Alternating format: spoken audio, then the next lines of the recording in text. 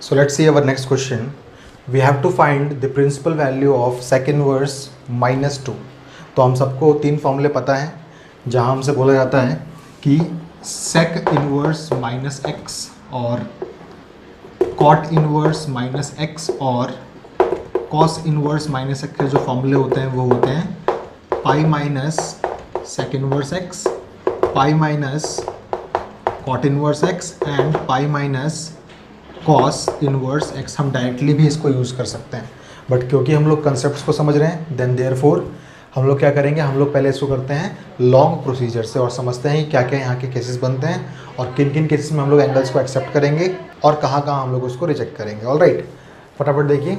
तो हम लोगों के पास है यहाँ पे sec इनवर्स -2। सबसे पहला काम हमें लिखना होता है इस वैल्यू को sec के फॉर्मेट में लिखेंगे हम लोग। तो ये हो जाएगा sec इनवर्स माइनस में sec, ये होता है आपका 2 इज़ वॉट π/3। ओके, नाउ आपका sec नेगेटिव कहाँ कहाँ होता है तो इसको नोटिस कीजिए आप लोग एक बार। ASTC रूल के अकॉर्डिंग सेकंड में और थर्ड में हमारा जो sec होता है वो होता है नेगेटिव।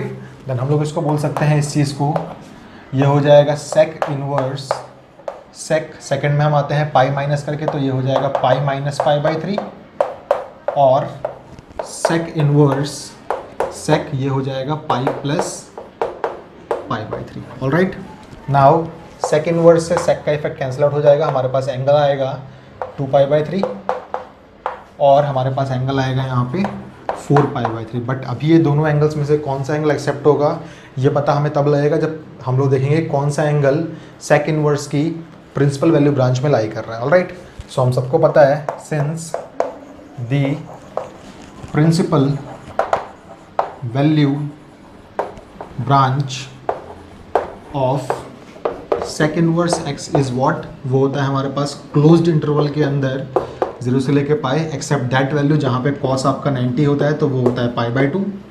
ऑलराइट, सो ऑब्जर्व कीजिए 0 से लेके 180 के बीच में, या फिर मैं बोलूँ 0 से लेके 1 पाई के बीच में कौन सा एंगल है यहाँ पे। सो ध्यान से देखिए, अगर आप इस फ्रैक्शन को सॉल्व करेंगे तो आपके पास आएगा 0 पॉइंट समथिंग पाई और यहाँ पर आपके पास आएगा 1 पॉइंट समथिंग पाई। तो ये तो ऑब्वियसली रिजेक्ट हो जाएगा आप लोगों का। आप बोलेंगे देयरफॉर the principal value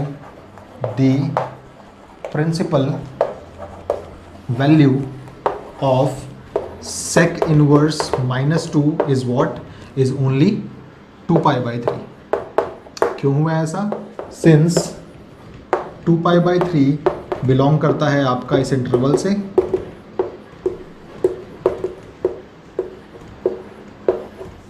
और 4π/3 बिलोंग नहीं करता आपका इस इंटरवल से। सिंपल। ऑलराइट, सो ये इस क्वेश्चन का प्रॉपर सॉल्यूशन है। आप चाहें तो डायरेक्टली इसको अप्लाई कर सकते हैं यूजिंग दिस फॉर्मूला। ठीक है, सो आप इसको यहीं से अप्लाई कर सकते हैं, यहाँ से भी आपको आंसर बिल्कुल यही मिलेगा। ठीक है, सो ये इस क्वेश्चन का रिक्वायर्ड सॉल्यूशन है। इसको प्लीज़ आप लोग नोटबुक्स के अंदर अपनी नोट डाउन कर लें।